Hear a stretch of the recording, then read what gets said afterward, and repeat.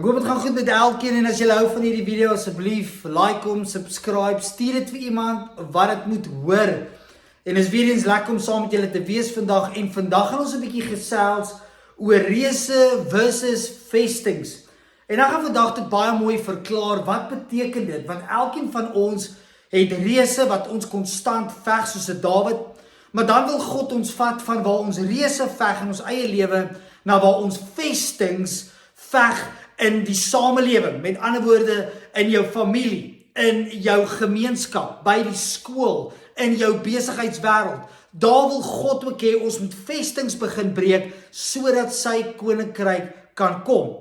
En so ek wil eers begin gesels oor die twee verskille. En het ek gesê die reëse wat ons baie keer veg het te doen met die individu en dit het te doen met ons roeping en ons identiteit. En so, dit is waar hierdie reëse dan gaan inkom. Dit wil ons identiteit steel, dit wil ons weerhou van ons roeping, maar eintlik gaan dit ons eintlik in ons roeping invat. Okay, nou tweedens het ek hier gesê, die vestings is gesamentlik.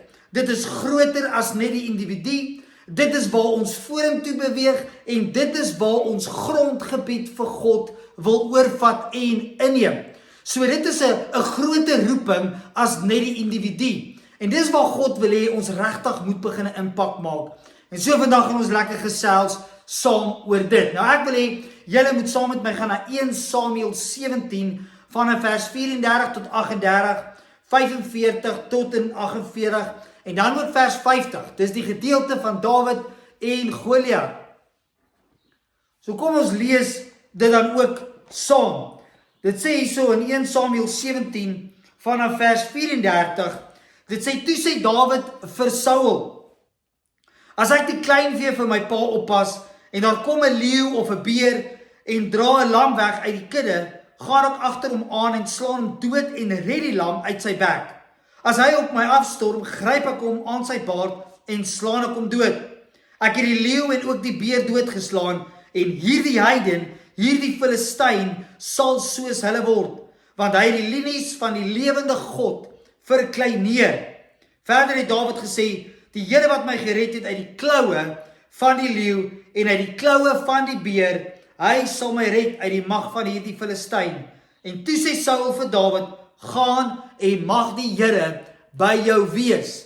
En dan lees ons verder vanaf vers 45. Dit sê, maar Dawid sê vir die Filistyn, jy kom na my toe met 'n dolk, 'n spies en 'n swaard. Maar ek kom na jou toe in die naam van die Here die Almagtige, die God van die linies van Israel, wat jy verkleineer het. Vandag sal die Here jou in my mag oorgee, sodat ek jou kan verslaan en jou kop van jou lyk kan afkap. Dan sal ek vandag nog die lyke van die Filistyne laar vir die roofvoëls en vir die wilde diere gee, sodat die hele wêreld kan besef dat Israel 'n God het. Dan sal hierdie hele skare besef dat die Here nie deur swaard of spies verlos nie, maar dat die oorlog aan die Here behoort en dat hy julle in ons mag oorgee. En dan in vers 50 lees ons, met die slingervel en die klip was Dawid sterker as die Filistyn en het hy hom verslaan en doodgemaak. En Dawid het nie eens 'n swaard by hom gehad nie. So belangrik dat ons wanneer ons kyk na hierdie gedeelte, dan sien ons van hierdie reus Goliat wat vir Dawid wag. En Dawid stap dan as 'n dapper jong man vorentoe om Goliat te verslaan. Nou voordat ek verder gaan by my eintlike boodskap vandag, wil ek net kom sê vir elkeen van ons daar buite. Ons sien dat Dawid gebruik die slingervel en die klippies. Dit wat God vir hom gegee het, dit waaraan hy gewoond was. En hy gebruik dit om hierdie reus te verslaan. Mag ons nie probeer om soos iemand anders te wees nie. Ons sien Dawid sê hierso vir Saul, luister, hierdie wapenrusting gaan nie vir my werk nie. Ek het my eie wapens en my wapen eintlik, bo dit alles, is God homself. En so wil ek jou kom bemoedig, moenie partykeer probeer 'n copycat wees nie. Moenie iemand anders probeer kopie om iets te oorwin in jou lewe nie. Of te doen wat God vir jou sê om te doen nie. Gebruik dit wat God vir jou gegee het. Jy is uniek en daar is mooi in daai uniekheid. Nou ek wil eerstens oorgaan na die dolk, die spies en die swaard.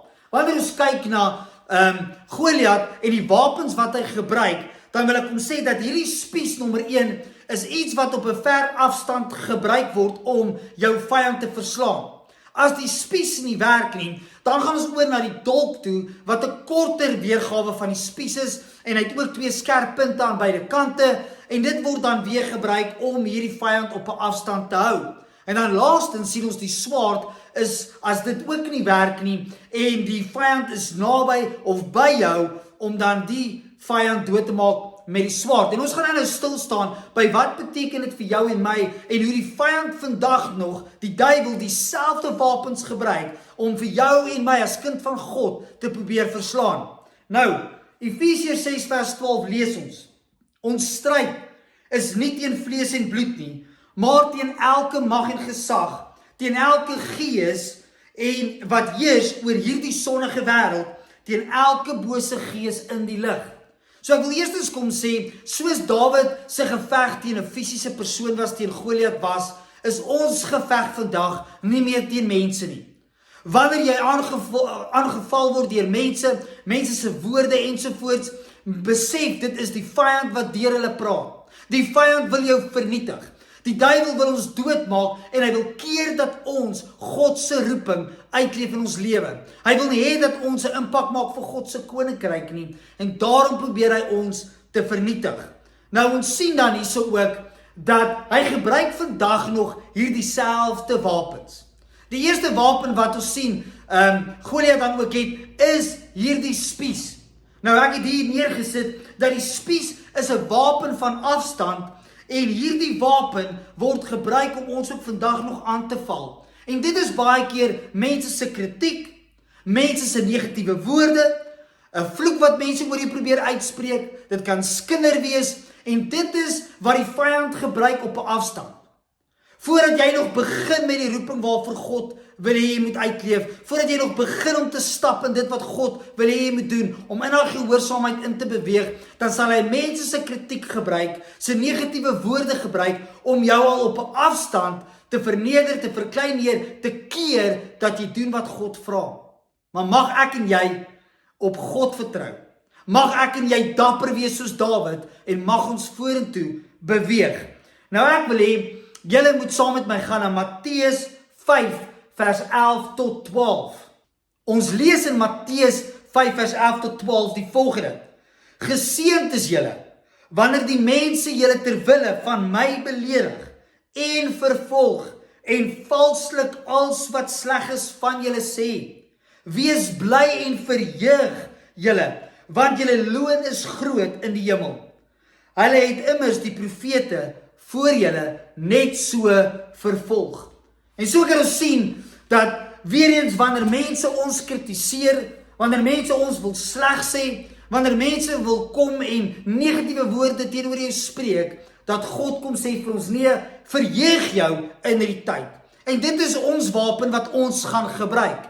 Ons gaan nie moedeloos word nie, ons gaan dit nie persoonlik opneem nie, maar ons gaan onsself verheug in die kritiek, wanneer ons valslik beskuldig word van dit wat ons doen vir die Here. Nommer 2 het ek gesê, die dolk. Die dolk is nou, soos ek gesê het, 'n nader enetjie, en hier het ek gesê, dit is die twyfel binne in jouself.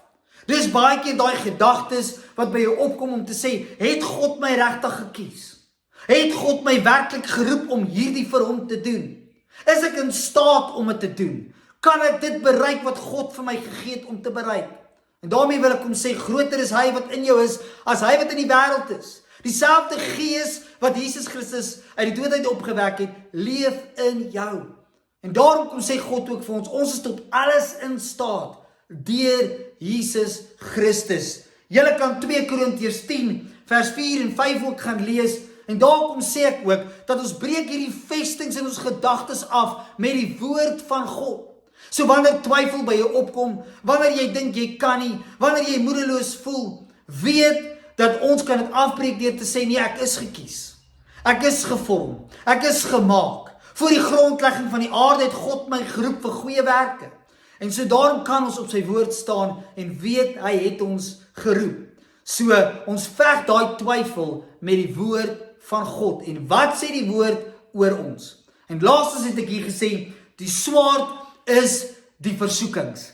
En wanneer die vyand sien, die duiwel sien, maar luister, ons staan nie stil vir die kritiek van mense nie. Ons selfs is nie vol twyfel nie, maar ons is dapper, ons beweeg in dit waarvoor God ons geroep het. Dan kom hy met die swaard en dis die versoekings. Ons sien selfs Dawid het die reus oorwin, hy het vir Goliat verslaan, hy was dapper, hy het nie ge-worry oor wat mense dink of sê nie, maar dan sien ons hy val vir die vrou. Ons sien dat die vyand kom met die swaard met die versoekings en daar val Dawid.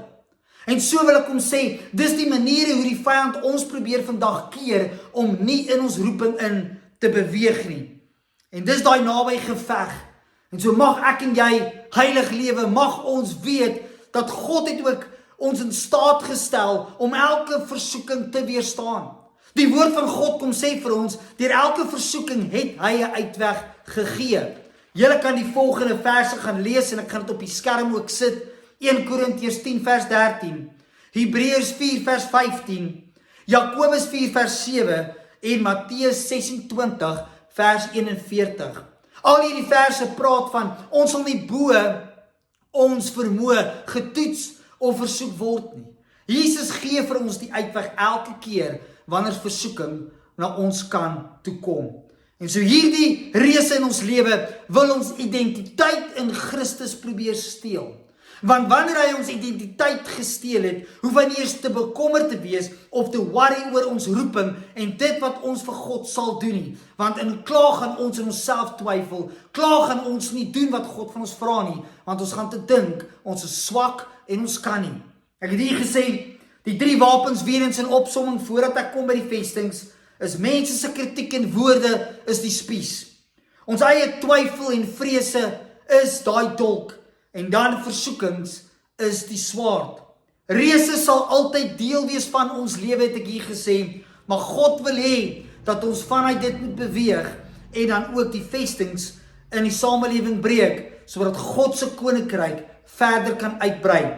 Ek het hier gesê, ons moet dapper wees en ons kan oorwin as gevolg van Jesus en sy gees wat in ons woon. Hierdie reëse openbaar net wie jy is en dit bring jou nader aan jou roeping. Jy sien, toe Goliat op die scene verskyn, het baie gedink, ag, dis verby met die Israeliete, dis verby met Dawid, maar eintlik het die reus Dawid se roeping aan hom geopenbaar en eintlik gewys wat binne Dawid weggesteek was al die tyd. Ek het hier gesê, hierdie geveg bestaan uit geloof en ons identiteit.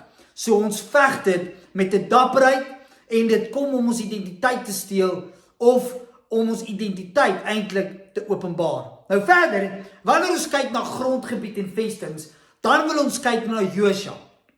Ons sien dat Josua gaan nie as 'n persoon alleen nie, hy gaan in die beloofde land in wat God vir hom gee en vir die volk gee, en hy gaan veg dit met 'n weermag. Hy gaan nie alleen nie, want hierdie is groter. Hierdie is vestings, hierdie is stede wat hulle moet oorkom en wat hulle moet vernietig. Ek het hier gesê, hier veg hulle nie meer vir identiteit nie, maar hier veg hulle vir grondgebied. Met ander woorde, nou gaan dit nie net meer oor myself en God nie. Hier gaan dit oor my medemens, oor die dorp, oor die stad en God wat moet verheerlik word in hierdie grondgebied. Dis groter as die individu. Ek het hier gesê ook dat hulle veg nie meer reëse nie, maar vestings. En hier is die volgende nodig. Geloof, maar volharding. En hier gaan dit wees dat ons moet aanhou veg, konstant veg, geveg op geveg moet veg, en ons moet hoor by die Here, hoe behoort ons soms te veg? Want net soos met Jericho, kom gee God die blueprint. Hy kom gee wat hulle moet doen. Hy kom sê nie, kom en breek dit af met julle wapens nie, maar hy kom sê, stap 7 keer om hierdie stad, en sy mure gaan in mekaar instort. En so God se wapens is baie keer geestelik en anders as wat ons mag dink. En daarom moet ons by die Here hoor, hoe behoort ons dorp, ons familie, ons skool oor te vat vir Jesus Christus. Nou Dawid se geveg was om roeping te vestig. Josua se geveg was om koninkryk uit te brei. Dis 'n hele totale ander ballgame. En ons moet besef dat albei hierdie gevegte gaan ons baie keer face, maar hoe ons dan eintlik hierdie oorlog veg, hoe ons dan ook ons wapens gebruik, gaan verskil. En so ek het hier gesê in Josua 1 vers 3, kom sê die woord vir ons, en Jesus vir hom, soos ek vir Moses gesê het, ek gee aan julle elke plek waar julle kom. En so belangrik, God sê vir Josua, luister, ek gee jou klaar die beloofde land. Al wat ek wil hê is, jy moet gaan doen, jy gaan nog steeds die oorlog voer. Jy gaan hierdie gevegte doen, maar ek gee jou die oorwinning. En so daarom is dit belangrik wanneer ons kyk na 'n dorp, wanneer ons kyk na ons familie, skool, besigheid, waar ons grondgebied het, dan gaan ons besef dat daar gaan 'n geveg wees. Daar gaan 'n tyd wees waar ons moet opstaan vir dit wat God wil hê ons moet vir opstaan, maar hy gaan nie oorwinning gee, maar ons gaan die werk doen. Nou, ek het hier gesê, Josua was reeds 'n soldaat. Sy identiteit was gevestig. Hy was nie soos 'n Dawid wat nou moet bewys wie hy is en wat hy is nie. Nee, Josua het geweet wie hy is in God. Hy het geweet wie hy is. Hy was 'n soldaat en hy het 'n mandaat gehad en hy het 'n roeping gehad om te gaan uitvoer, saam met ander. Dis baie belangrik, want dis hier waar die kerk belangrike rol gaan speel. Dis hier waar jou boeties en sissies in Christus 'n belangrike rol gaan speel. Hierdie geveg is nie vir jou om alleen te veg nie, of om oorwinning te behaal nie, maar hier is waar ons saam staan as medegelowiges, as medekinders van God, en ons vat 'n dorp oor vir Jesus, ons vat die skool oor vir Jesus, ons vat ons besigheid oor vir Jesus, want dit doen ons saam met ander gelowiges. En ek het hier ook gesê dat as ons dit wil doen, as ons vestings en ons dorp wil verander, dan moet ons nie meer sukkel net met 'n identiteitskrisis nie. Ons kan nie meer sukkel met die vraag wat ek hier neergesit, is ek gekies of is ek goed genoeg nie. Ons kan nie meer die vraag kom vra, wil God dit deur my kom doen nie. Wie is ek en wie is God nie? Nee, jou identiteit moet klaar gevestig wees in God, vir jou om impak te maak, vir jou om vestings te breek, vir jou om jou skool oor te vat vir Jesus, vir jou om jou besigheid tot eer van God op te bou. Daar moet jy klaar jou identiteit in Christus ken, en jy moet eerder hierdie vraag vra, waar wil God hê moet ek impak maak? Wat is God se strategie? Waar wil God hê ek my gawes gebruik? En wat is hierdie groter doel voor oë? Dis die vraag wat jy dan as kind van God dan ook moet vra. Nou verder het ek hier gesê, hierdie vestings in die beloofde land was hierdie stede. En elke stad was bekend vir iets spesifieks. En ek gaan dit nou hier noem, en dan gaan ek dit oorbring na jou en my toe, rondom ons lewe vandag, rondom die kultuurhindernisse, die verkeerde familiepatrone, daai vestings wat ons dan ook vandag moet afbreek. Nou nommer 1, Jericho het gestaan vir trots, vir vrees, vir intimidasie en vir hoogmoed. So hulle mure was 'n teken van ons is seker, ons het sekuriteit in onsself en niemand sal ons oorwin nie. En daar was 'n hoogmoed in hulle en God kom en die heel eerste stad wat hy vernietig is hoogmoed. En so is dit belangrik dat wanneer ons kyk na ons dorpe, daar waar ons 'n verskil wil maak vir Jesus Christus, moet ons daai hoogmoed breek om te sê dat kom ons verneder onsself weer voor Jesus Christus. Kom ons maak hom nommer 1 en nie die mens nie. Nommer 2, die tweede plek, maar vandag se AI word baie so gespel en dit praat van verborgde sondes en hulle selfvertroue. En hierso sien ons dan ook, as julle die agtergrond gaan kyk, waar hulle dan ook verborgde sondes gedoen het en nie oorwinning behaal het nie. En hier kom sê God, ek wil hierdie vestings breek in die samelewing. Ek wil hierdie ouens wat preek, ouens wat sê hulle is kinders van die Here, ouens wat dinge wil verander vir Jesus, maar die heeltyd met skelm sondes rondsit, met verborgde sondes sit, wat die verkeerde goed behind closed doors doen, wil God kom vernietig. Hy wil hê dat dit wat ons sê, dit wat ons spreek en hoe ons leef, dieselfde moet lyk. En so daarom is dit belangrik vir jou en my, dat as daar verborgde sondes is, dat ons dit sal openbaar en na die lig toe moet bring. Nommer 3, Gibeon.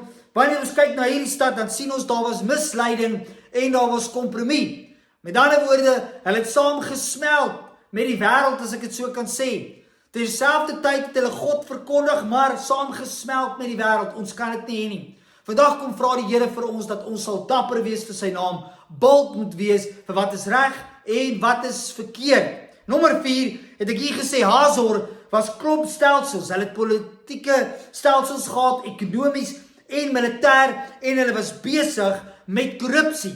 En hier wil God ook hê dat ons moet in ons samelewing waar ons beweeg, korrupsie kom afbreek. Ons moet 'n verskil maak in die ekonomie, ons moet 'n verskil maak in die politieke wêreld ensovoorts. Dis waar God wil hê ons moet 'n verskil maak.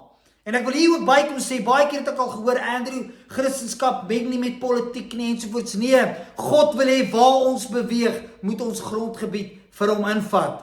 En so is belangrik dat op elke vlak moet ons 'n verskil maak. En dan laastens, die konings van die suide wat Josua hulle moes oorkom en oorwin, was baie bekend vir hulle geweld, hulle boosheid en hulle rebellie. En God wil hê dat ons in vrede moet leef. God wil hê dat hierdie rebellie, hierdie boosheid moet tot 'n einde kom. En so waar ons dit sien in ons samelewing, wil God hê ons moet dit afbreek. En ons doen dit deurdat ons bid vir ons dorpe. Dat ons opstaan vir geregtigheid en vir wat regverdig is. Dat ons die lig en die sout sal wees waar ons beweeg. En ek het gesê die vestings wat ons baie keer moet breek in ons dorpe, stede ensovoorts is kultuurhindernisse. Met ander woorde, waar die kultuur bo God se woord kom. God se woord kom bo die kultuur. Dis belangrik, want dan gaan ons 'n eenheid hê. Nommer 2, godsdienstige gees. Ons moet hierdie goed breek van nee, ons kan nie so maak nie, broer, ons kan nie dit doen nie, ons kan nie daai doen nie. Nee, God kom vra vir ons om rein te lewe en om sy wil uit te voer. Ten spyte van wat ons wil hê, moet ons God se hart optel en dit kom doen. Nommer 3, verkeerde familiepatrone moet ons breek en ons moet die regte familiepatroon deurgee wat God ook van ons vra. Finansiële sterk vestings waar bedrog betrokke is, kom vra God, moet ons breek. En dan het ek hier gesê ook, bindings in ons dorpe, skole, waar ons beweeg, wanneer ons sien dat daar sekere bindings, waar drugs is, alkoholisme, ensovoorts, kom vra God van ons om hierdie goed te breek, en mag ons dan ook verder grondgebied vir hom inneem, waar ons leef. Ek het hier in opsomming gesê, hierdie vestings is groter as net die ek. Dis waar die kerk 'n rol gaan speel. Dis hoekom ons as individu geestelik volwasse moet wees, sodat ons as kerk dan groter impak kan maak in ons samelewing, sodat ons die erfenis kan inneem en God se koninkryk kan bring en gemeenskappe kan verander en herstel totdat dit die beeld van Jesus Christus uitbeeld en vrug dra. So ek wil kom sê vandag, daar's 2 gevegte wat ek en jy as kind van God gaan veg. Die reëse in ons eie lewe, waar God wil hê ons moet oorwinning begin kry en behaal, en dan die vestings in ons dorpe. Die vestings wat in families is, die vestings by skole, die vestings waar dit in ons besighede is, wat nie in lyn is met God se woord nie. God wil hê ons moet dit kom afbreek, sodat sy koninkryk kan uitbreek, en hy dan ook impak kan maak in die groter prentjie. En so gaan ek bid vir jou. Vir jy wat sê, ja Andrew, ek wil begin 'n impak maak. Ek wil nie net meer sukkel met my eie reëse in my eie lewe nie, maar dis tyd dat ek opstaan vir Jesus Christus in my besigheid. Dis tyd dat ek impak maak in my dorp. Dis tyd dat ek saam met ander kerke werk, sodat ons die groter prentjie kan saam sien en 'n groter impak kan maak. En ek wil vir jou kom bid vandag, want ek weet dit is 'n stryd, ek weet dit is nie maklik nie, en die vyand probeer te keer dit wat God deur jou wil kom bereik. So mag ek vir jou bid. Kom ons bid saam. Vader, ek kom bid vir elkeen wat luister na hierdie boodskap vandag. Mag U hom help of haar help om hulle reëse te oorkom in hulle eie lewe. Maar Vader, ek kom bid ook verder vandag, dat hulle nie die reëse sal oorkom nie, maar dat hulle verder as dit ook die vesting sal breek in hulle dorp, in hulle familie, in hulle skool, by hulle besigheid. Vader, ons kom bid nou, dat U hulle in staat sal stel deur die Heilige Gees om te oorkom en om soos 'n Josua oor te vat vir U. Vader, dankie dat ons self sien 'n Dawid wat die reus oorwin, naderhand maak U hom koning en hy vat grondgebied vir U. Mag dit ook so in ons lewens wees. Mag ons oorwinning bereik oor ons reëse in ons lewens en verder vestings begin breek in die samelewing, sodat U koninkryk kom en U wil geskied in Suid-Afrika in die naam van Jesus Christus. Vader, ons kom bid vir elkeen wat na hierdie boodskap luister, waar ook hulle mag wees, mag hulle grondgebied vir U oorvat. Is dit in 'n ander land is, in 'n ander dorp is, waar ook al, mag hulle daai verskil wees, in die naam van Jesus Christus bid ons dit. Amen. Amen. Blessings vir elkeen van julle. Julle moet 'n wonderlike week hê en mag jy daai reëse oorkom en daai vestings breek en God se koninkryk uitbrei. Blessings.